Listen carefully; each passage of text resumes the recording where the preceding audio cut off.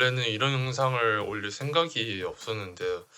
그런데 원래는 계획이 고질라 관련된 것을 메인으로 하고 동시에 다른 주제들도 다루는 거였는데 아시다시피 계획대로 되지 않았거든요. 그래서 그냥 짧게 최근 극장을 왔다 갔다 하면서 들었던 생각들을 정리하는 영상을 올려보려고 합니다.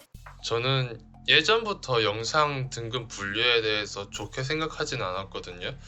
어쨌든 고의적이든 아니든 문화 컨텐츠 접근에 제한을 두는 거나 마찬가지이기 때문에 영화의 흥행 여부나 그런 것에 영향을 준다고 생각해서요. 근데 최근에는 약간 의심이 들기 시작했습니다. 4월의 중반쯤에 주말에 가족들과 함께 존윅 4를 보러 가려고 단체로 표를 끊고 갔었거든요. 근데 들어가는 길에 영화관 직원이 저희를 막더라고요. 영화가 18세 이상 등급이기 때문에 뭐 신분증을 보여줘야 된다 그런 얘기를 하면서 들어올 수 없다고 합니다. 왜냐하면 같이 온 일행 중에 제 동생이 고등학교 1학년쯤 됐고 그래서 신분증이 없기 때문에 들어가지 못했습니다. 저는 약간 황당했어요. 저 혼자 평일날 똑같은 극장을 방문해서 존윅 4를 보러 갔을 때는 그 영화가 문 앞에 아무도 없었거든요. 그래서 영화표도 취소하고 집에 돌아오면서 다 같이 키아누 리브스가 쌍절곤으로 싸우는 거 봐야 했는데 야 막 그러면서 엄청 아쉬워했지만 그래도 뭐 영상 등급 위원회가 청불딱지를 붙였으니까 뭐 어쩌겠어요. 거기서 끝났으면 별 문제가 안 됐겠지만 그러지 않았어요. 7월 말에 오펜하이머가 개봉해서 바로 보러 갔었는데요. 그때 약간 충격 먹었던 게 우리가 그 흔히 말하는 옷 벗고 애정 행각을 하는 행위인데 그 행위가 한두 장면만 있는 것도 아니고 정말 여러 번 자세히 나오거든요. 오펜하이머랑 진 테들록이 누드 상태에서 담배 피면서 몇 분 동안 대화하는 장면도 나오고 그냥 그 장면에선 거기서는 그냥 아니 이게 왜 대체 왜 15세 관람가지? 라는 질문을 던지게 됐습니다. 그리고 저 말고도 다른 관객들도 그 영화관에 있었을 거 아니에요. 평일날이어서 사람이 그렇게 많지는 않았지만 어떤 학원 선생님이랑 한 중학교 1학년쯤 돼 보이는 학생들이 같이 들어오는 거 봤거든요.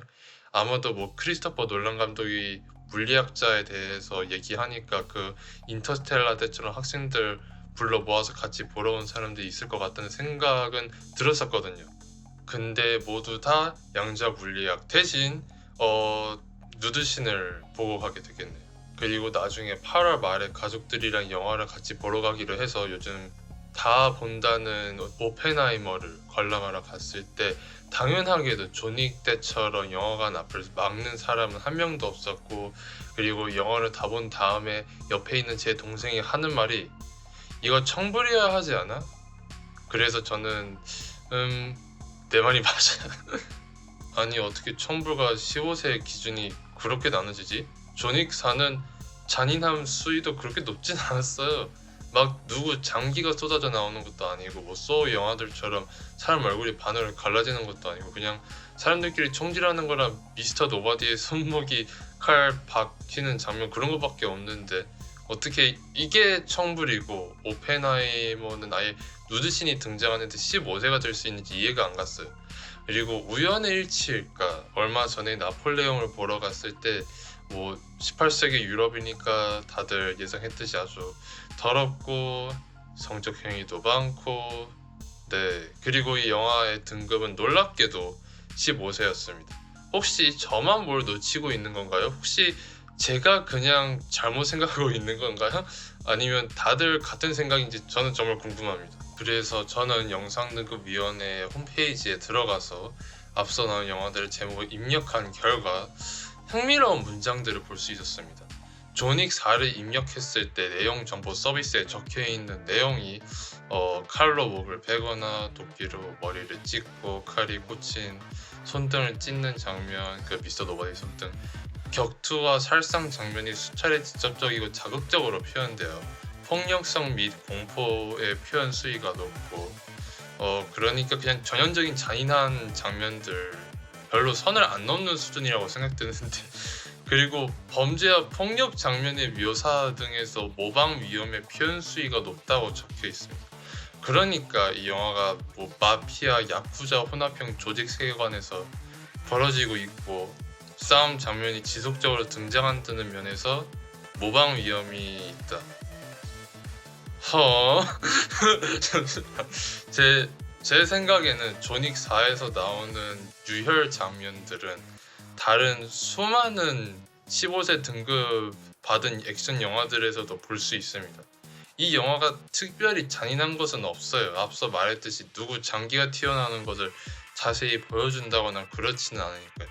그리고 단순히 이 영화가 살인 청부업을 하는 거대한 마피아 조직에 대한 이야기라서 모방 위험이 있다는 이유로 청부를 받았다면 아니, 대체 무슨 말을 하는 거예요? 오펜하이머에 대해서는 영상등급위원회가 뭐라 말할지 봅시다. 네, 여기 나오네요. 신체 노출 장면, 성행위 장면 묘사 등등. 그래서 수위가 다소 높으나 지속적으로 표현되지 않아 15세 이상 관람가? 지속적으로 표현되지 않아? 그건 지속돼서 표현된다는 기준이 거의 뭐 10분짜리 누드 시퀀스가 있어야 된다는 그런 말. 그리고 대량 살상 무기 개발, 전쟁 등의 소재를 다루고 있다고 해서 주제 카테고리에서 바가 높습니다. 아니 이건 오히려 헷갈리게만 만들잖아. 영화는 핵폭탄 개발이 메인 주제도 아니었다고. 영화의 절반 이상이 우리 오피 선생이 공산당인지 아닌지 얘기하는 내용이었다는데 혹시나 몰라서 나폴레옹도 검색해봤지만 오펜하이머와 비슷하게 선정성이 다소 높지만 구체적이거나 지속적으로 표현되지 않아 15세라고 합니다. 그러니까 키아누 리브스와 스콧 에드킨스가 클럽에서 화려하게 육탄전하는 것은 청불이지만 남녀가 직접적으로 말하고 싶지 않네. 그것을 하는 것은 가족들이 다 같이 보러 들어가도 괜찮다. 이거 혹시 저만 이상한가요? 아니 봐봐요.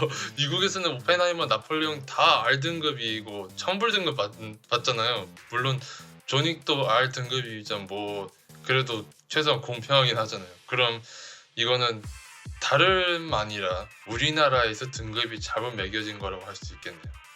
정말 고맙습니다. 영상등급위원회. 항상 영화의 수위에 대해 올바른 판단을 내려주시고